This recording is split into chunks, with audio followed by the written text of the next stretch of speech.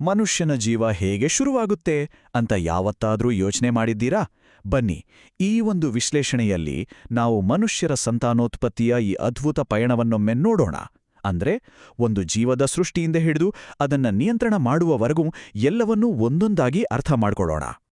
ಇವತ್ತು ನಾವು ಮಾತಾಡೋಕೆ 4 ಮುಖ್ಯ ವಿಷಯಗಳಿವೆ. ಮೊದಲನೇದಾಗಿ, ಗಂಡಸರ ಸಂತಾನೋತ್ಪತ್ತಿಯಲ್ಲಿ ವೃಷಣಗಳ ಪಾತ್ರವೇನು ಅಂತ ನೋಡೋಣ. ಆಮೇಲೆ, ಒಂದು ಜೀವ ಹೇಗೆ ಹುಟ್ಟಿಕೊಳ್ಳುತ್ತೆ ಅನ್ನೋದನ್ನ ತಿಳ್ಕೊಳ್ಳೋಣ. ಮೂರನೇದಾಗಿ, ಗರ್ಭಧಾರಣೆಯನ್ನ ಕಂಟ್ರೋಲ್ ಮಾಡೋದು ಹೇಗೆ ಅಂತ ಚರ್ಚೆ ಮಾಡಿ, ಕೊನೆಗೆ 2 ಮುಖ್ಯವಾದ ಗರ್ಭನಿರೋಧಕ ವಿಧಾನಗಳನ್ನ ಹೋಲಿಕೆ ಮಾಡಿ ನೋಡೋಣ. ಹಾಗಿದ್ರೆ ಬನ್ನಿ ನಮ್ಮ ಪಯಣ ಶುರು ಮಾಡೋಣ.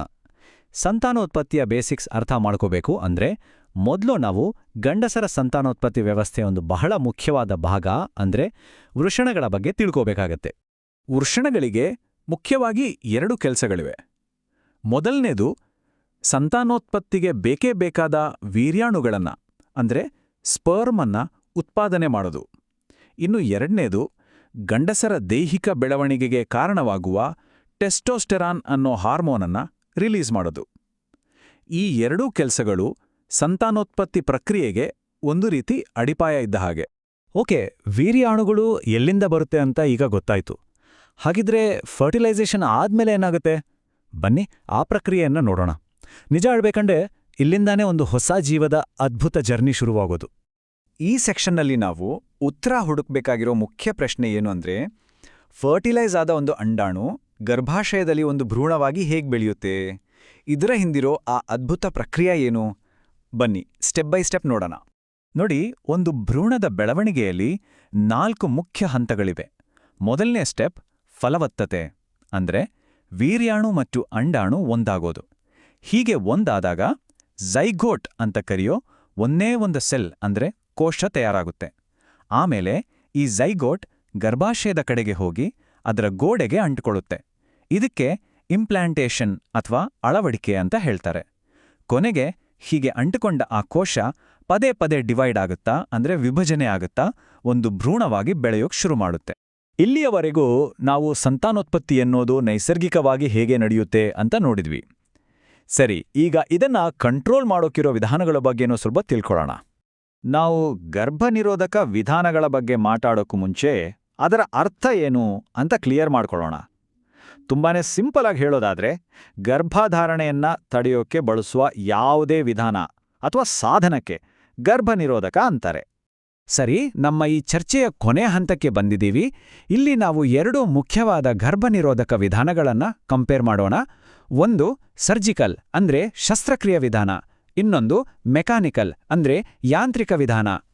ಈ ಕಂಪ್ಯಾರಿಸನ್ ಅನ್ನ ಒಂದು ಮುಖ್ಯವಾದ ಪ್ರಶ್ನೆಯಿಂದ ಶುರು ಮಾಡೋಣ. ಅದೇನೆಂದ್ರೆ, ಮೆಕ್ಯಾನಿಕಲ್ ವಿಧಾನಗಳಿಗಿಂತ ಸರ್ಜಿಕಲ್ ವಿಧಾನಗಳೇ ಯಾಕೆ ಒಂದು ಬೆಟರ್ ಆಪ್ಷನ್ ಅಂತ ಪರಿಗಣಿಸಲಾಗುತ್ತೆ? ಯಾಕೆ ಹೀಗೆ? ಬನ್ನಿ ಇದರ ಹಿಂದಿನ ಕಾರಣಗಳನ್ನ ನೋಡೋಣ. ಮೆಕ್ಯಾನಿಕಲ್ ಮತ್ತು ಸರ್ಜಿಕಲ್ ವಿಧಾನಗಳ ಮಧ್ಯೆ ಕೆಲವು ಮುಖ್ಯವಾದ ವ್ಯತ್ಯಾಸಗಳಿವೆ. ನೋಡಿ, ಮೆಕ್ಯಾನಿಕಲ್ ವಿಧಾನಗಳು ಒಂದು ರೀತಿ ಫಿಸಿಕಲ್ ಬ್ಯಾರಿಯರ್ ತರ ಕೆಲಸ ಮಾಡ್ತವೆ. ಅಂದ್ರೆ ವೀರ್ಯಾಣುಗಳು ಅಂಡಾಣುವನ್ನ ತಲುಪದ ಹಾಗೆ ತಡಿತವೆ, ಮತ್ತೆ ಇವು ಟೆಂಪ್ರರಿ.